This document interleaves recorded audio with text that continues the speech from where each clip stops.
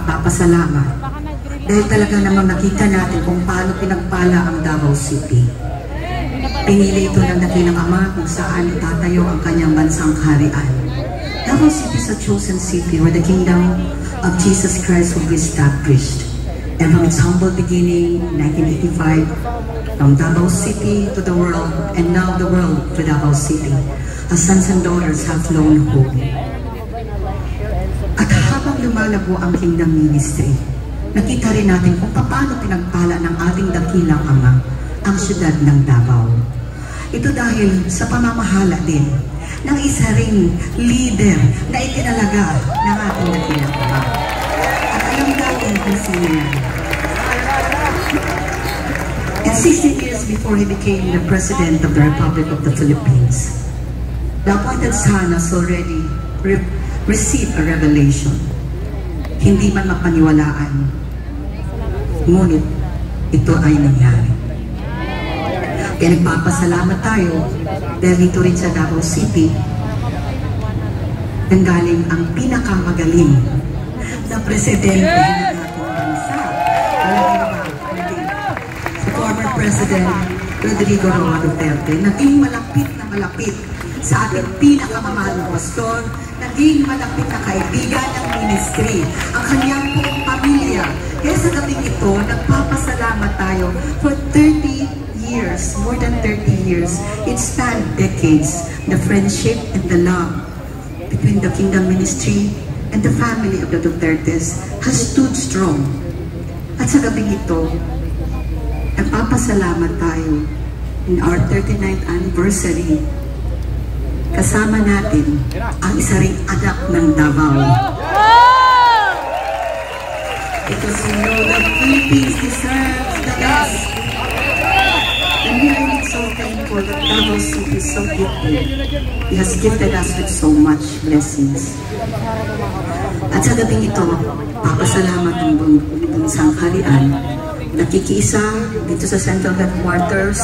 Bagamat ganito ang ating sitwasyon, pero walang makakapigil sa ating pagpapasalamat, walang makakapigil sa ating pagpupuri, walang makakapigil sa ating pagbubuli as we celebrate 39 years of the Kingdom Mission tonight. To give us the message, we're indeed so thankful. Ladies and gentlemen, the Vice President of the Republic.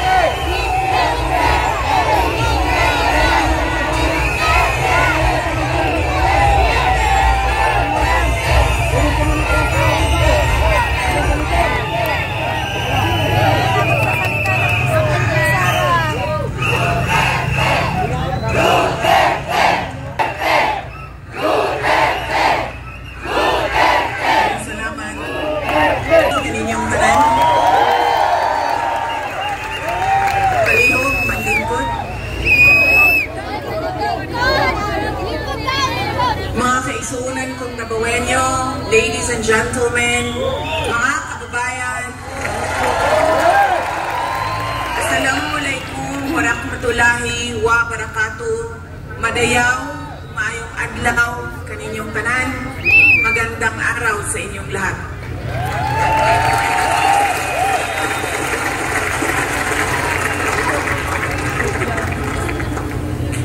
Unahin ko po muna ang aking mga pagpapasalamat. Una po ang aking pagpapasalamat sa Kingdom of Jesus Christ sa inyong paanyaya sa akin na dumalo sa inyong 39th anniversary. Maraming salamat po sa inyong imbitasyon.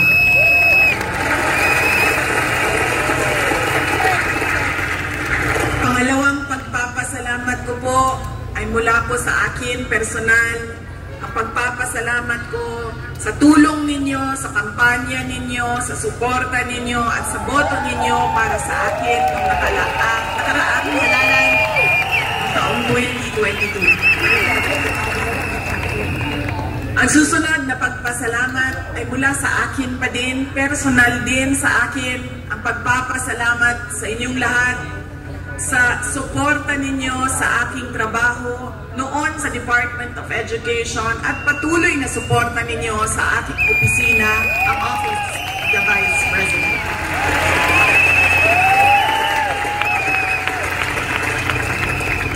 At ang huling pagpapasalamat ay mula po sa aming pamilya, ang pamilya Duterte.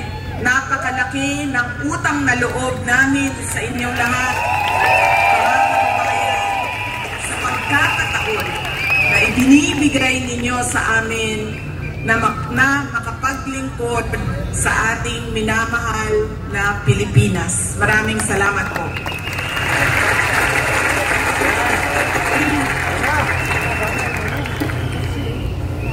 Nasabi ko na po,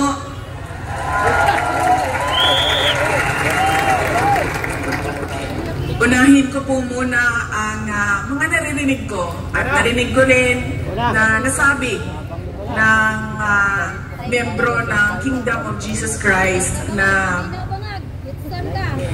salak magkutitanan ni Inday Sara, unidagan pa siya presidente, dili na magkalisod-lisod.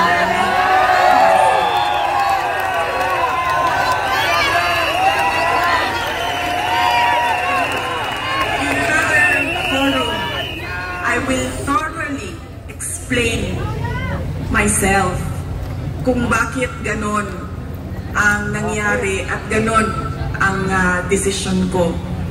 Pero sa ngayon, hinihingi ko lang ang patawad ninyo na nagkamali ako.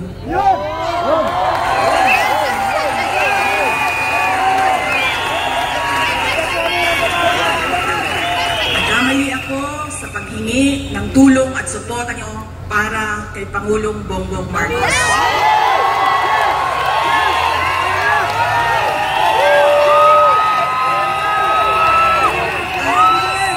On the mistaken belief that we were together on the platform of unity and continuity. Nagkamali ako, kaya hinihingi ko ang patawad ninyo.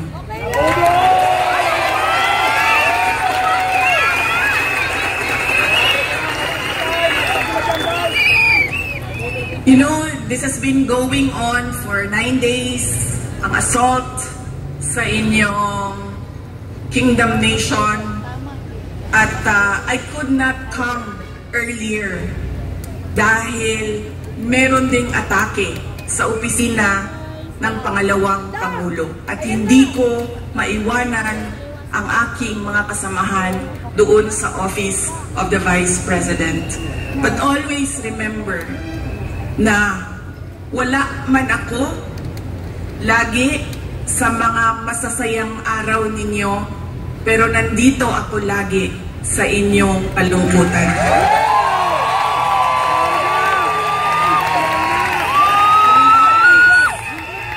Be with you in your darkness. Bago ako pumunta dito, doon sa Manila, sinabihan ako, huwag kang lumapit sa KOJC dahil talo ka dyan. Kalaban mo administrasyon, kalaban mo dayuhan na superpower. Sabi ko sa taong nagsabi sa akin noon, walang contest. Hindi ako matatalo. Walang kompetisyon. Bakit ako matatalo? They may be a minority.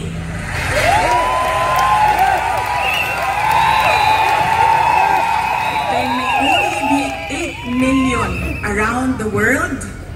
Sabihin na natin na 6 million lang doon ang Pilipino, pero Pilipino pa rin sila.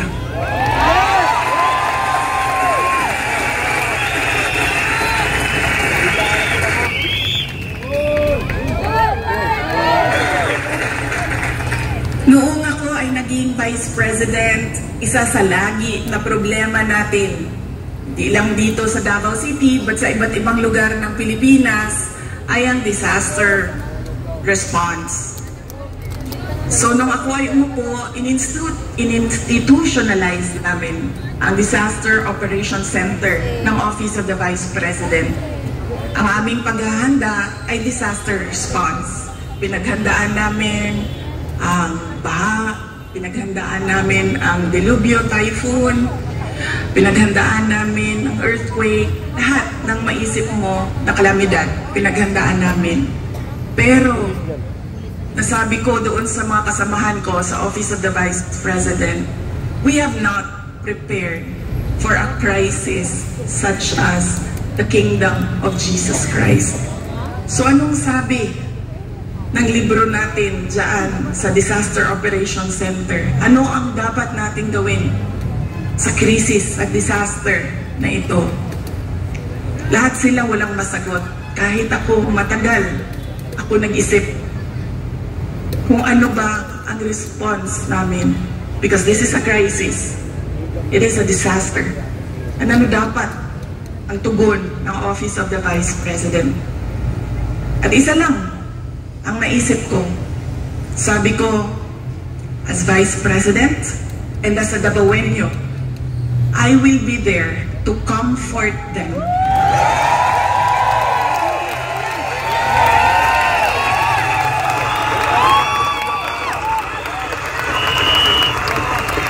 I have a moral obligation to assist them if they feel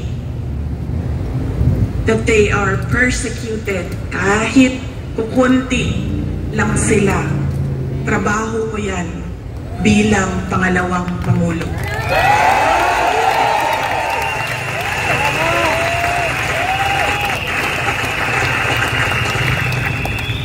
Doon din sa amin, sa Office of the Vice President, sabi nung isang kasamahan namin,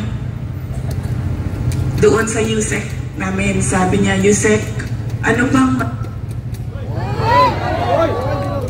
gusto natin bumili ng leche plan? Meron pang leche plan. At ayaw natin ng leche plan, gusto natin ng ice cream. Nakakabili tayo ng ice cream. Sabi ko, ito, personal ko na experience. Kaibigan ko, 47 years old. Sumakit lang ang likod. Anong sabi ng doktor? It's cancer of the bones, cancer of the lungs, cancer of the pancreas, cancer of the brain, all together in one person. Anong sabi ng doktor? 6 months na lang. Yun ang kawawa. Sabi ko, ang dami sa ating mga kababayan na nakakaramdam ng gutom dahil hindi na nila mabili ang pagkain sa sobrang mahal ng pagkain. 2 beses na lang kumakain sa isang araw. Yun ang kawawa. Sila ang dapat tulungan. Dumadami ang naghihirap sa ating bansa. Dumadami ang nahihirapan makahanap ng regular na trabaho. Sila ang totoong kawawa at kailangan ng tulong natin.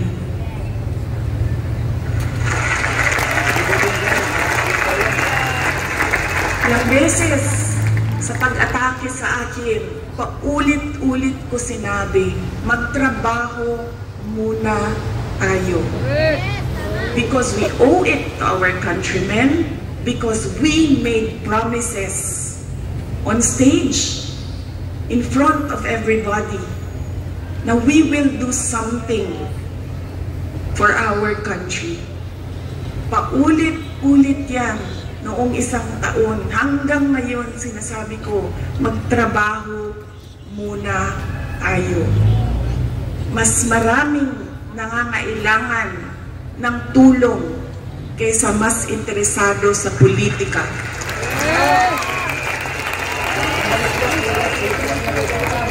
Pero this night, is not about me and my problems. Hindi ako kawawa. Mas kawawa ang mga kaibigan natin na natutulog sa tabing daan, gutom. Minsan, ang mga kaibigan natin natutulog sa politika.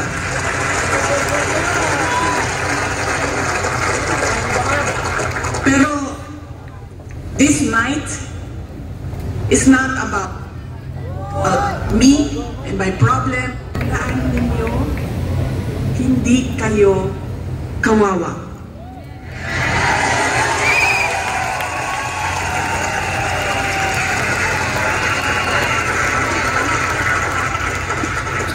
Tungod kay ang langit nung amahan na ang pirmi kanina.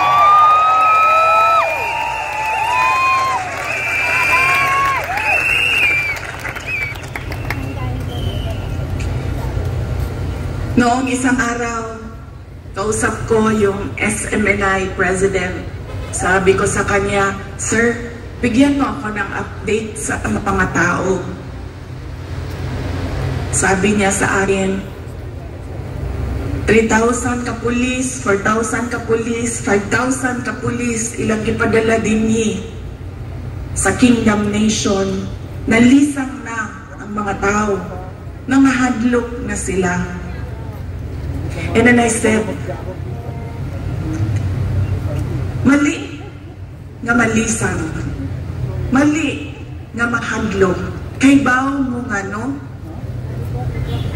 Gipadalhan mo og 5,000 ka pulis na inyong istoryahon, na inyong ipasabot na unsa na ang atong nasod, asa na ang rule of law.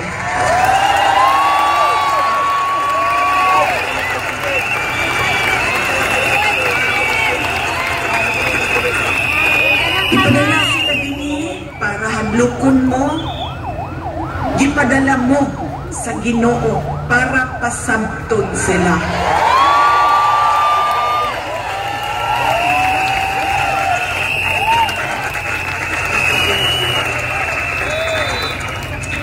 If they come from a place of violence, the Kingdom Nation is the expert on peace.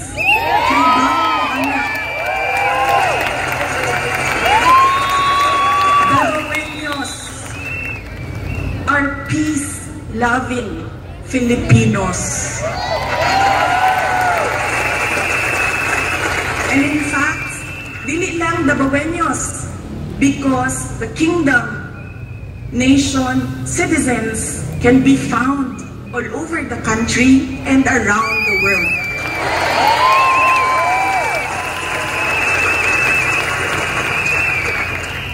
Kung ang gidalanin nila, if they bring you violence, give them peace. Show them peace.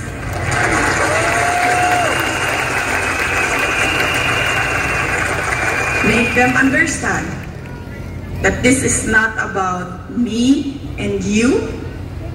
This is about the abuse of power and the assault on the freedom of religion. Because the Kingdom Nation citizens can be found all over the country and around the world.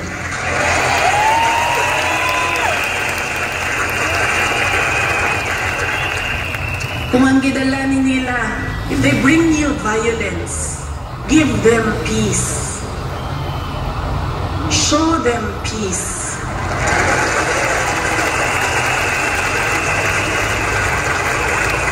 Make them understand that this is not about me and you.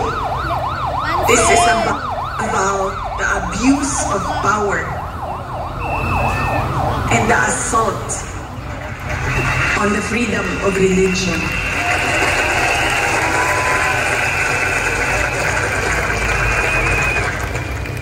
Violence, you have peace. bullets and tear gas, what do you have? You have the words of the Almighty God.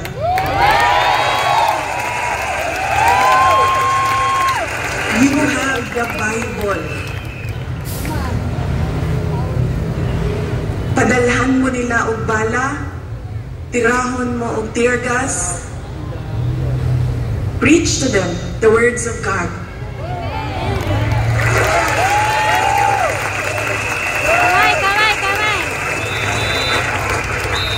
Pangtulo, if they come from the evils of Satan, what do you have? You have the goodness of the Lord Jesus Christ.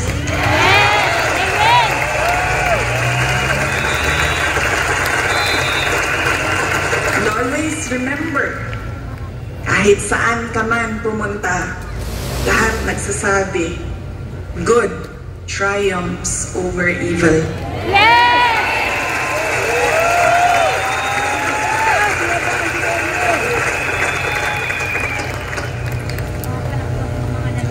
Ang ako ang lola sa mother's side, maternal grandmother na po. Buhi pa siya karon, kaluoy sa Ginoo. She's blessed with a very long life. She's in her 90s.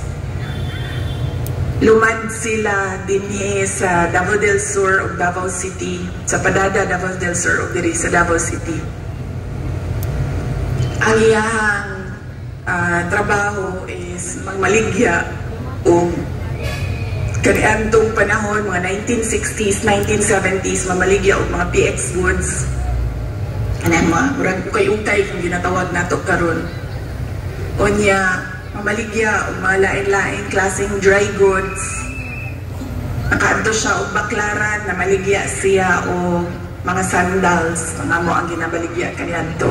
Saya ako nakakaton o kanang dili magulat nga na ay customer, kundi tawagon nimo dapat ang customer, pasudlon nimo sa imong tindahan. Doon na siya'y pulong sa ako itong batanon pa ko. Kaya bago mo, dili manggod sa ato sa Pilipinas, when you are outspoken, when you are opinionated, when you are headstrong, ang tawag sa imuha maldita. I feel that it is wrong, pero somehow, siguro sa ato ang mga Pilipino na kung mutubang ka sa mga elders, tawagon ka maldita. So, tumatanon pa ko, ang ako ang lula, mag-istorya, mga sama tingali, kunya mutubang ko, mayon tayo na ang ako ang lula. Maghinay-hinay ka, Inday. Kay ang gaba. Motong kaganina, I know, dili ko makasulti when our preacher said, love your enemy. Nag-aana lang yun ko.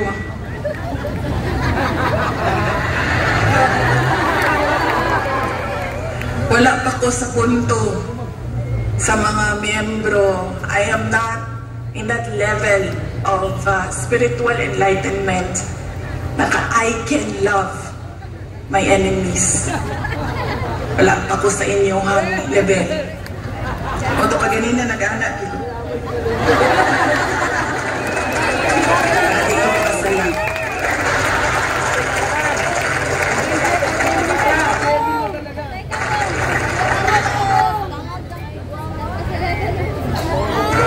But you know, para sa ako dili man ako sila mamahal. I cannot bring myself to love them. Pero ang akong verse, pulong para kanila, mao ang dapat sa Ginoo di gyud magsaba.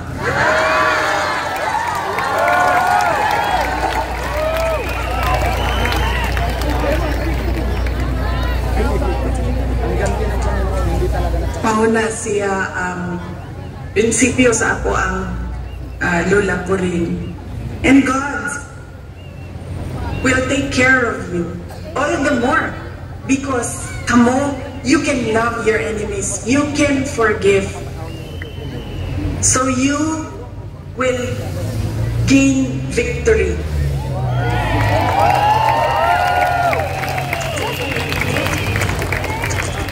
God will be there, will always be behind you, around you, above you, underneath you, to cradle you, to shelter you. Because you know His power over all of us.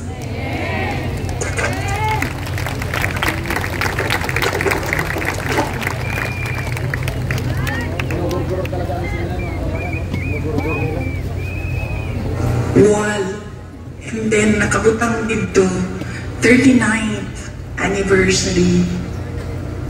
Nakauna-una ko na sa pagtuo sa mga inchik, malas magudang night.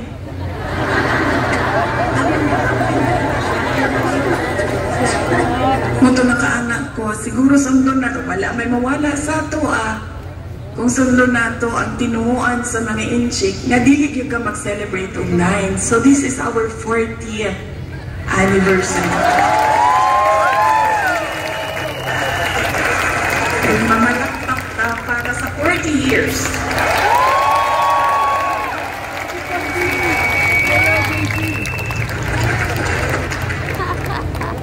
You have come a long way from 1 to almost or approximately 8 million around the world.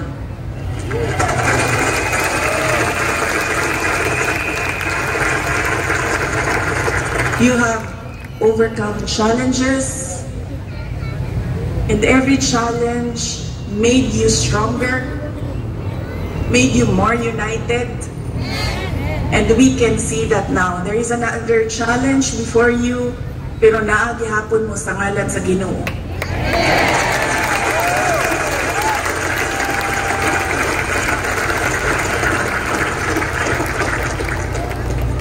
Ug sa tanaw nako, sa kadaghahan, sa kalisod, ug sa kadaghahan sa pandaot, ug sa kadaghahan sa dili pagtuo sa inyo ug sa kadaghan sa kinakansyaw ba sa inyong pagtuo, I think you will reach 100 years or more.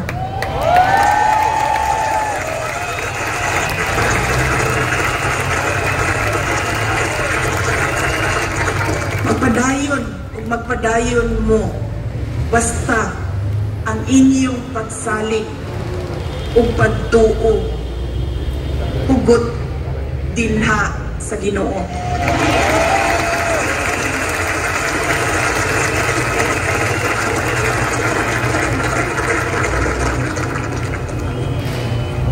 During COVID, it was a experience as mayor. It was an experience that I do never want to go through again. The COVID-19 pandemic. Dili na ko ma-explain sa inyo ang kalisod atong panahon na to. Na dunay mga gipangayo sa imuha nga COVID-19 response, pero walay budget ang syudad para punduhan ang mga projects para sa COVID-19 response. Daghang kaayo DTMF, PPEs, suporta sa mga frontliners, health workers. Dili na ko gusto mo sa bato, pero doon ako'y mensahe sa mga Dabawenyo, maupod ang mensahe nako sa inyo karon. Dili lang sa mga naa dinhi sa Davao City, kundi sa tanan nga miyembro sa Kingdom of Jesus Christ. And that is, we will not break.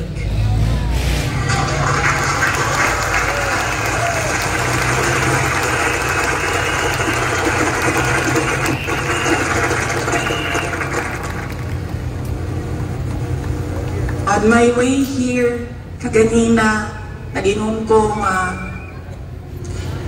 I will leave you with a verse. And manita ko og verse, butang na ko dito, of being afraid. Na doon ay isa, on top of the list, which will guide you, which will guide me, which will guide our countrymen through these dark times of our nation. And that is Psalm 23, verse 4. Even though I walk through the valley of the shadow of death, I will fear no evil, for you are with me.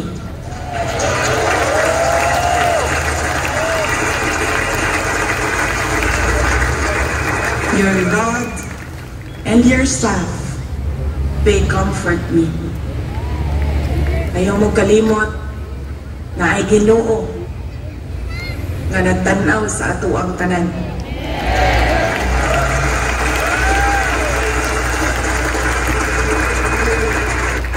O ang iyahang gaba, dili magsaba.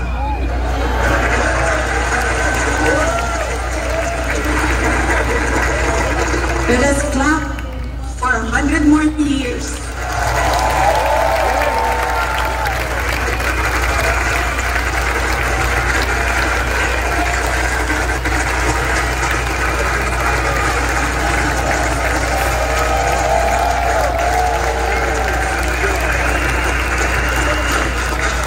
Ulitin ko ang aking kasiyahan na makasama ko kayo sa inyong 40th anniversary.